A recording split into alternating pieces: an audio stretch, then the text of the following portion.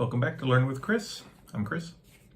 I'm going to continue with the Saga of the Volsungs, and I'm going to read through chapter 8, which is about 4 pages, plus there's a couple of extra things I want to talk about, so might be a bit of a long video. But before we look at chapter 8, let's do a recap of chapter 7 so that we remember where we are. So chapter 7 was mostly about the birth of Sinfiotli. So the idea, of course, was that Signy's other sons were not up to, Volsung's strength. They weren't good enough to help Signy and Sigmund plot revenge against Signy's husband, King Sigurd, for killing Volsung, their father. So Signy talks with Sethkona, a witch, a magic user, sorceress, and she exchanges shapes with that witch, or let's just call her Sethkona, and she ends up sleeping with Sigmund.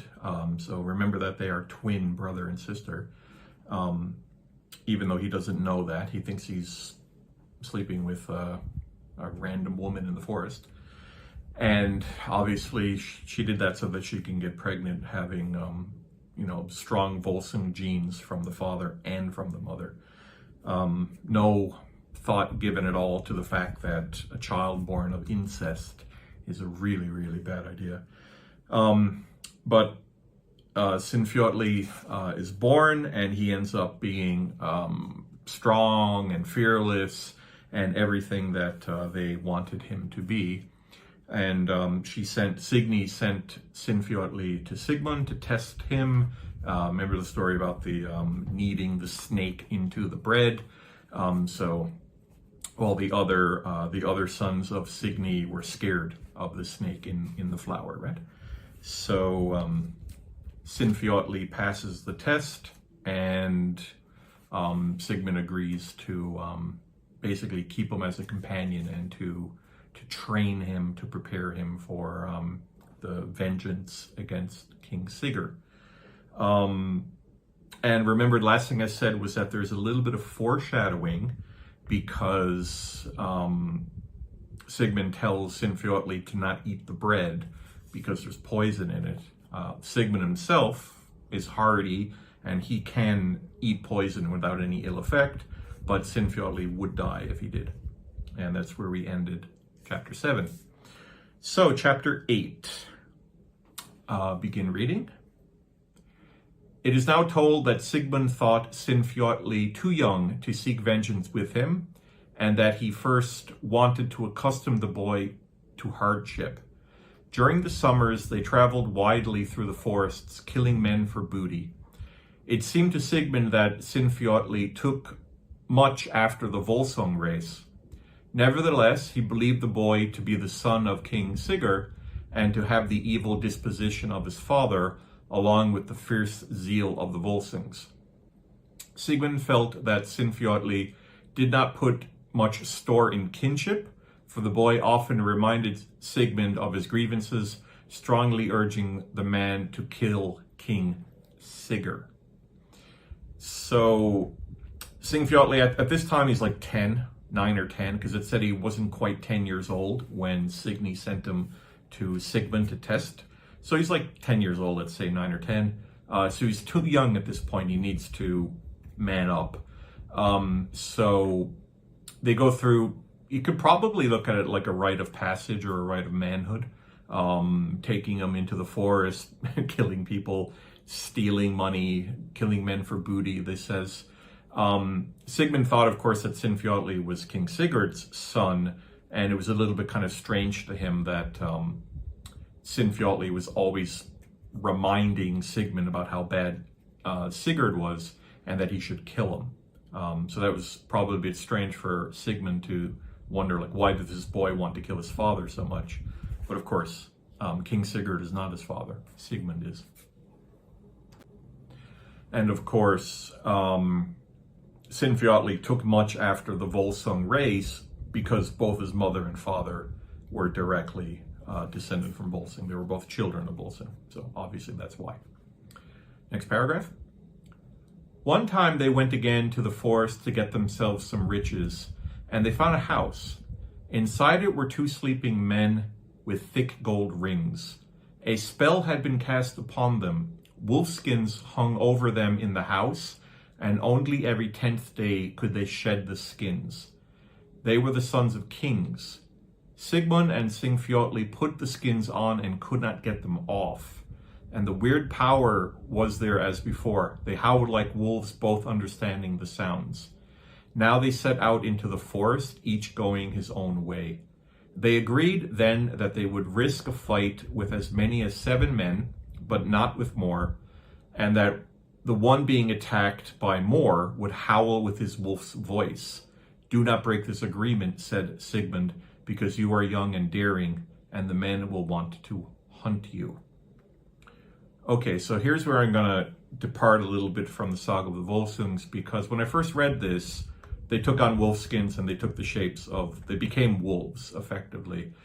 I thought that this was basically Ulfhednar, the wolf skin changer. So let me talk a bit about this. So there were 2 main types of warriors that they could either take the shape or at least take the disposition or have the spirit of these animals. So the Ulfhednar, which is the wolf, wolf of course, and the berserker.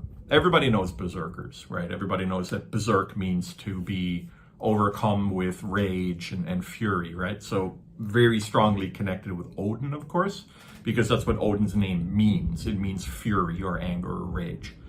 So the berserker would be the one who would be, of course, overcome with, you know, let's say the spirit of Odin, the spirit of rage.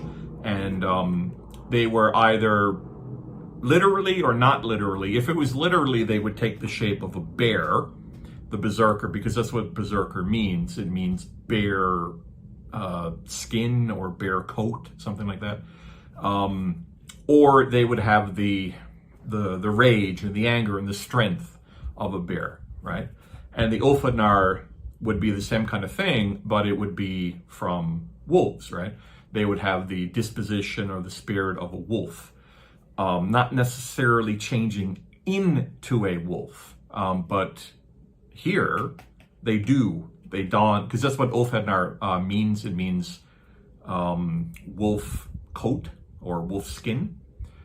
So they become wolves, right? But here they become wolves, and it's a curse. Only every 10 days are they able to take off the wolf skins and become men again. So this might be part of maybe related to where werewolves come from, maybe connected to werewolves. I thought that this was Ulfhednar, but it's not. It's something else. So it seems that there's 2 different wolf-shaped people, warriors.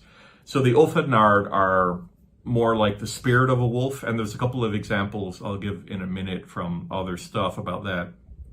But when I checked the Norse from this story, let me bring it up.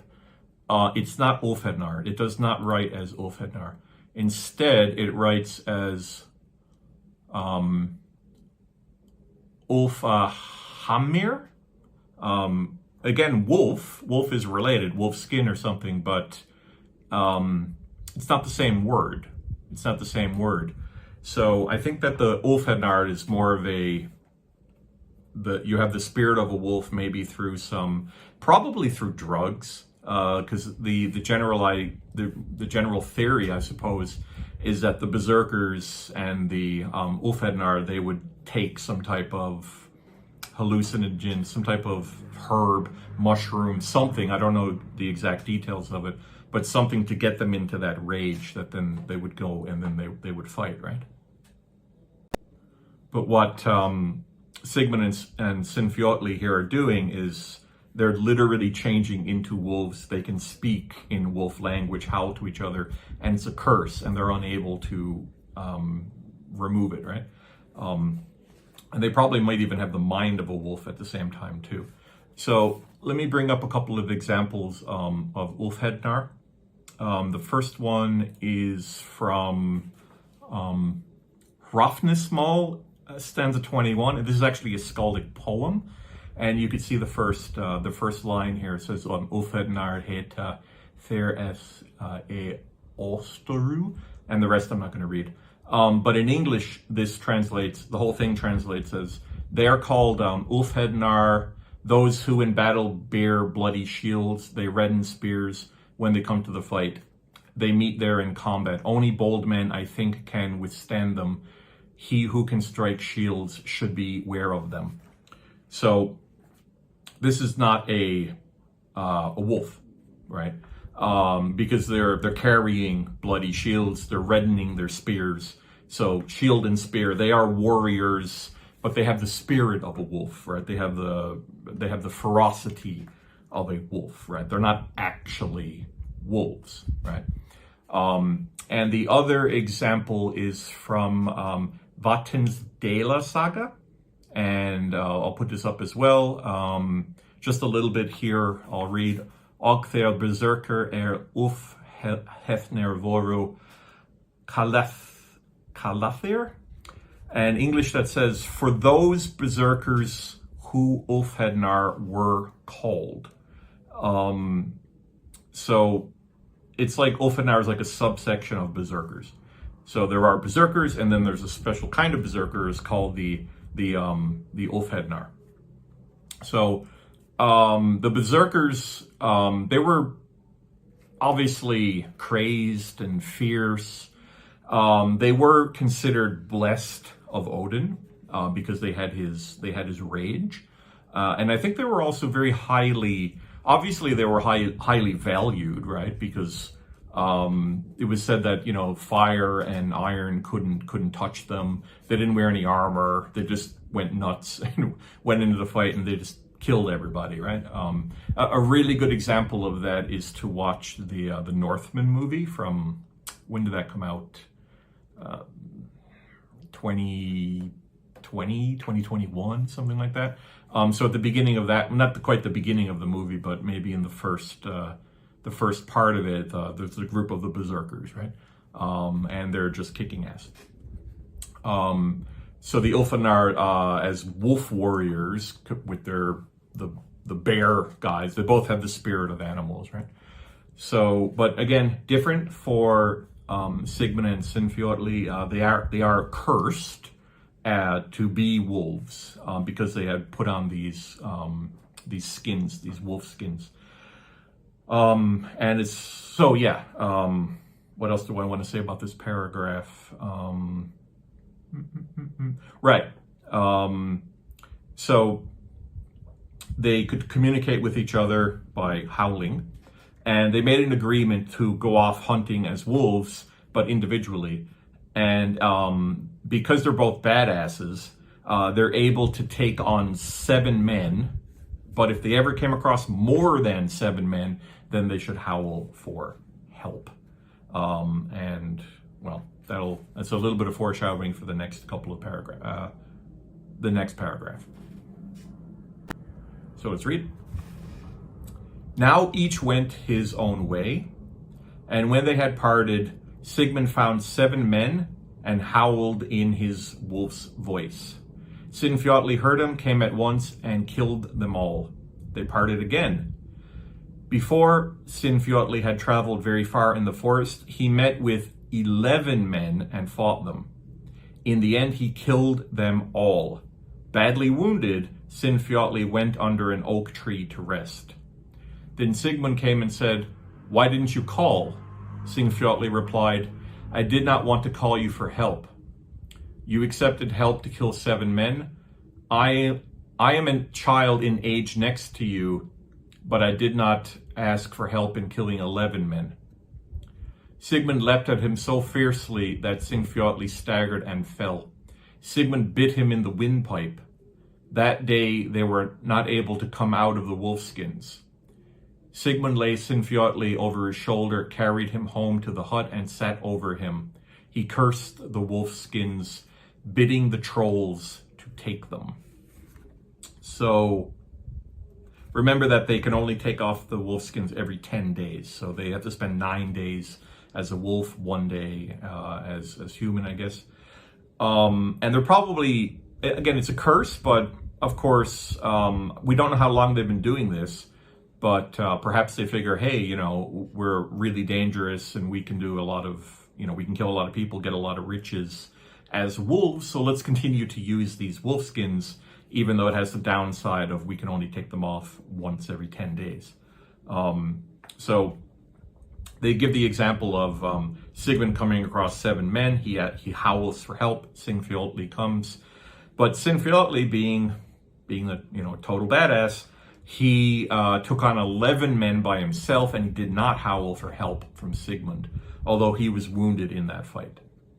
And when Sigmund comes and asks him, why didn't you ask for help? Sinfjotli basically insults him and says, you know, I'm younger than you and I didn't need help with 11 men when you needed help with 7. And Sigmund gets angry, bites him in the windpipe in the neck. So he kind of grievously wounds Sinfjotli. But because it's one of the days where they're unable to remove the skin, the wolf skin, he has to remain as a wolf, and he curses. It's interesting, the last thing they say here. He cursed the wolf skins, bidding the trolls to take them.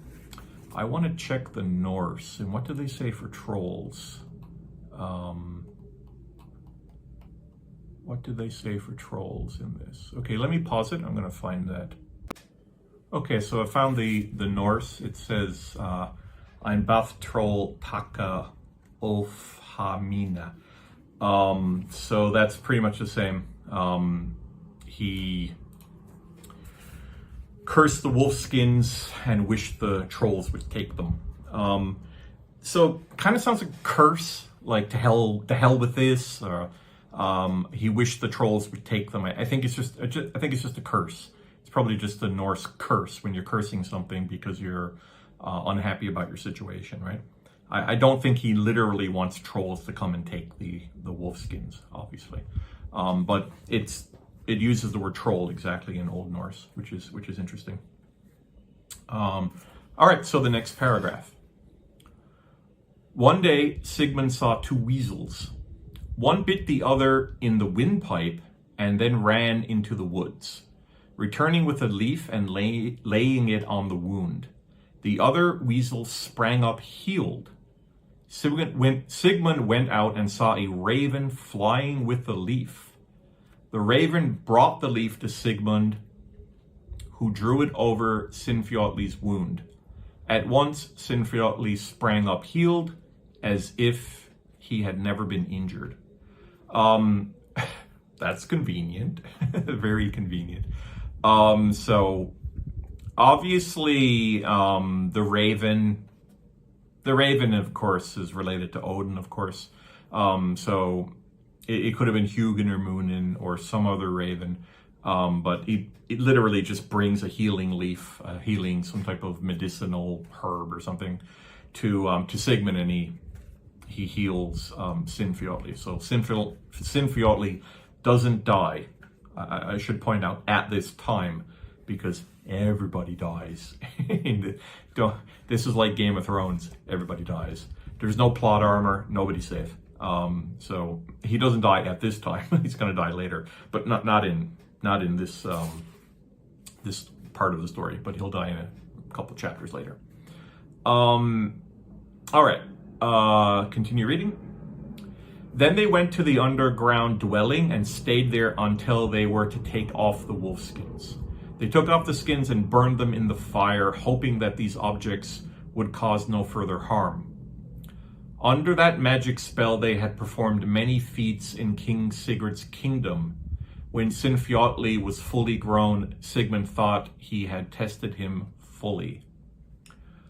Okay, so when they had the opportunity, again after the 10th day, they took off the skins, they burned them because being a wolf caused too many problems, I guess.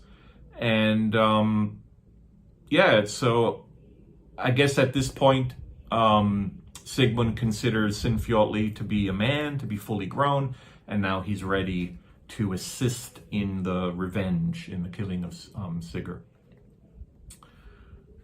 It was not long before Sigmund wanted to seek vengeance for his father Volsung, if it could be brought about. One day they left the underground dwelling and came late in the evening to King Sigurd's estate.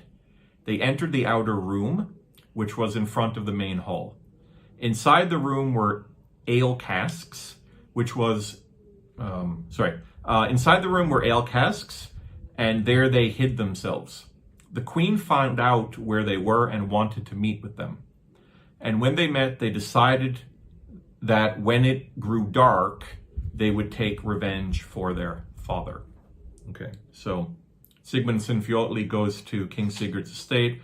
They're hiding in a room. They're hiding amongst the barrels, casks of ale, and Queen Signy finds out that they're there. Doesn't say how, and they talk and they decide, okay, after dark, that's when they're going to get their revenge on Volsung to kill King Sigurd.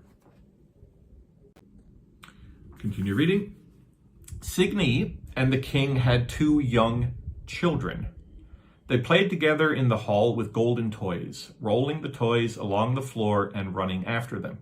One gold ring was flung further out into the room where Sigmund and Sinfjotli were, and the boy ran after the ring to look for it. Then he saw 2 large, fierce men sitting there wearing long helmets and shining mail. He ran into the hall to tell his father and told them what he had seen. The king suspected treachery. Signy heard what they said. She rose up, took both children, went to the outer room to Sigmund and Sinfjotli, and said they should know that the children had betrayed them, and I would advise you to kill them. So Signy really hates her husband, and she's already asked Sigmund to kill 2 of her children, and now she's going to do the same thing with the other 2. So it's going to be a total of 4 of her own children. That's how much she hates her husband by letting her kids, except for Sinfjotli, of course, to be murdered, right?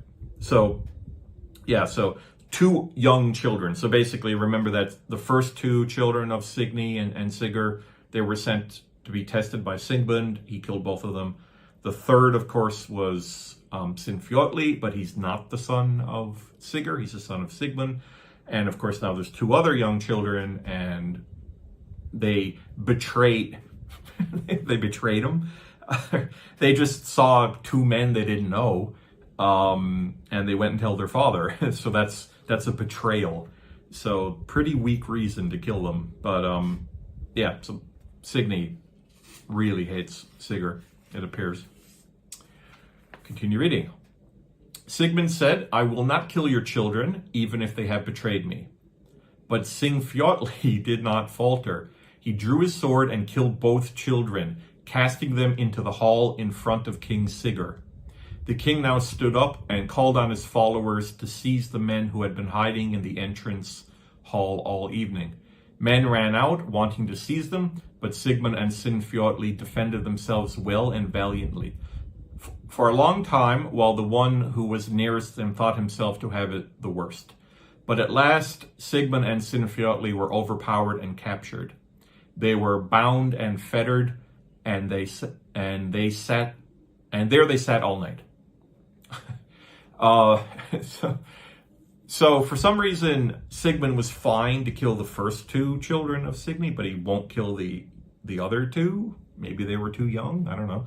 But Sinfjotli, I think he's pretty much a psychopath, he has no problem killing both of his brothers, his half-brothers, and throwing their bodies back into the hall for King Sigurd to see. And then, of course, a fight breaks out, and Sigmund and Sinfjotli, there's only 2 of them, of course, and they're probably fighting many, Viking warriors. Eventually, they're overcome and they're captured again. Sigmund's captured again, so for the second time. Okay, so the next paragraph. Now the king considered what was the slowest death he could prepare for them. When the morning came, he had a large cairn built of stones and turf. When the mound was finished, he had a huge stone slab set in the middle of the cairn so that one edge pointed upward and the other downward. The stone was so large that it reached both sides of the cairn and no one could go around it. Now he had Sigbun and Sinfiotli taken and put in the mound, one on each side of the stone, because he thought it was worse for them not to be together, yet be able to hear each other. And when they were covering the mound with turf, Signy came up, holding some straw in her arms, and she threw it into the mound to Sinfiotli and told the thralls to conceal her act from the king. They agreed, and then the mound was closed. So, it's like a James Bond kind of thing. They capture James Bond and they have some way of killing him slowly, but he always escapes. So if they just kill him on the spot, it's I guess the movie's over. So the King Sigurd wants to kill them slowly by starving them to death, putting them in a mound and putting a huge rock over them so that they can't get out and they can't move. I guess death by starving or dehydration, probably. That's the idea. But once again, Signy's there to help. And she threw something to Sinfiotli, and it was concealed, and so that her husband didn't see what she did. So she's helping them. She gave them something to help with their current dilemma. So let's find out what that is. And when night came, Sinfiotli spoke to Sigmund. I do not think that our food will run short for a while, for the queen has thrown some pork wrapped in straw into the mound. And he felt the pork again and found that Sigmund's sword was stuck in it. He knew by the hilt, for it was dark in the cairn. He told Sigmund, and they were both overjoyed. Now Sinfiotli thrust the sword's point up over the rock and pulled hard. The sword bit into the slab. Sigmund grasped the point, and they sawed the rock between them. They did not stop until the sawing was finished, as is told. They cut with might the massive slab, Sigmund with his sword, and Sinfiotli. It seems to be from another. I don't know where this is. It's almost like a skaldic poem. I don't know where this comes from, but it's definitely different from the rest of the prose. It's interesting. I'd be curious to know where this is taken from, but it appears to be taken from some other source. Right, because Sinfiotli says, I don't think our food will run short for a while, then that probably was the purpose of having them there, is to starve them to death. Now, Sigmund's sword was, if we go back, was the sword that Odin put into Barnstock that was taken out, right? So this is no ordinary sword, right? This is the best sword that ever was. We still haven't gotten his name. I know what his name is, but it's going to come up later when it's. I think at the point when it gets broken. Remember that there's connections with Tolkien, right? The broken sword, the reforged sword. So it happens here as well. But we'll get the name of the sword later. I believe it happens when it is broken, or maybe when it's reforged. I forget. But we'll get the name of it later. But obviously, it's a special sword because they got this huge rock between them, and they just put the sword right through it. Sigmund grabs one end, Sinfiotli has the other end, and they're basically moving it together, and they're cutting right through the rock. It's definitely a magic sword if you can cut straight through a rock, right? So, yeah, and that's Odin's sword that Sigmund drew from Barnstock. Okay, continue reading. They were now both loose together in the cairn, and they sawed through both rock and iron, and thus coming out of the mound. They went back to the hall. All the men were asleep. They carried wood to the hall and set the wood afire. Those inside woke up because of the smoke and the hall blazing around them. The king asked who had set the fire. Here I am with Sinfiotli, my sister's son, said Sigmund, and we now want for you to know that not all the Volsungs are dead. So I'm not so sure how valiant this is to just light the longhouse on fire, bar the doors, and burn everybody to death. Not exactly honorable or valiant, but I guess they tried. I mean, they were already defeated, so I guess they figure, hey, we took them on, we lost, let's make sure we win this time. And there's always a lot of dialogue too. We're going to get to this later with Sigurd and the dragon, where Sigurd is killing the dragon, and then they break out into this long conversation after the sword's already pierced the heart of the dragon. They have a conversation. So this happens a lot in the saga. So Sigurd is burning to death, and he's like, "Who set the fire?" Kind of doesn't matter if you're burning to death. But anyway, next paragraph.